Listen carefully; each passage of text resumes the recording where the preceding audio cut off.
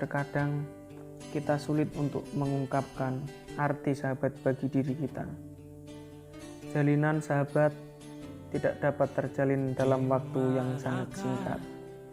Bahkan tak jarang dari mereka yang sulit menemukan pengganti dari sahabatnya itu, karena mereka yang memutuskan untuk tetap tinggal mesti sudah tahu keburukan dan kebutuhanmu.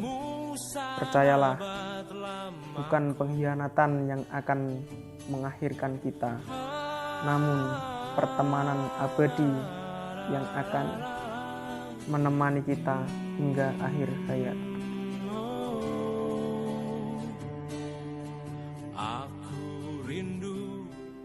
Kanggo kowe kanca-kancaku, matur suwun wis mewarnai hari-hariku. Kadang yo ana rasa kangen, pengen baleni kaya pas bisa selalu bebarengan, guyonan tanpa melibatkan perasaan. Bicara tentang cinta dan mati. Kanggo awakmu kabeh, good luck always in the world.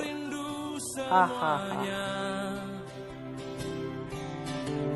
Aku rindu semuanya, sahabatku.